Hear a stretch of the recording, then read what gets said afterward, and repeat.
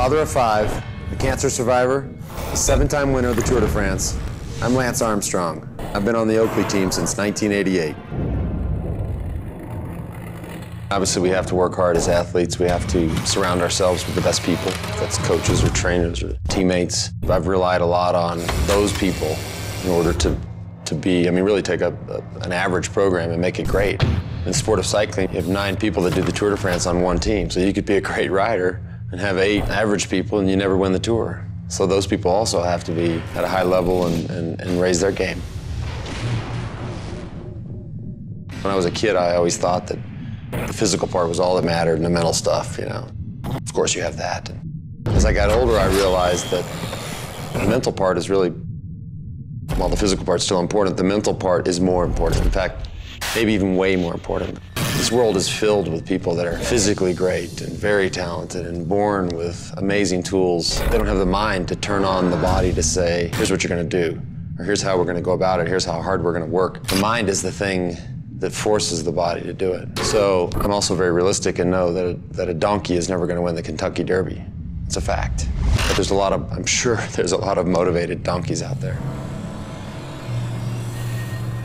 Oakley is a company that's, to me, never rests, which means they innovate. And I've been through many, many generations of Oakley sunglasses. And you always get to a point you think, okay, this is it. I mean, they kind of done the ultimate thing. I mean, how are you going to improve on that? Before anybody ever even starts to remotely think about needing something more or wanting something better, they've already done the work. So the product is already on the way. And clearly guys are sitting there going, no, we can do better. We got to improve on this. Whether it's the optics, whether it's the weight, whether it's the function, whether it's the durability in tough conditions. No moss growing on those guys.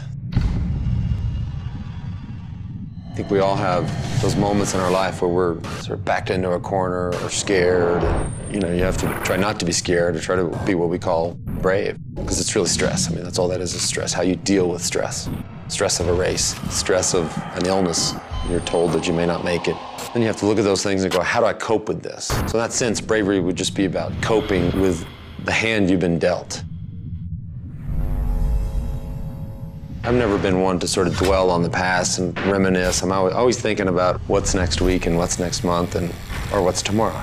Okay, 7 tours, that's pretty great. Surviving my disease is even better. When I look back on my run there, those are all things I was able to do.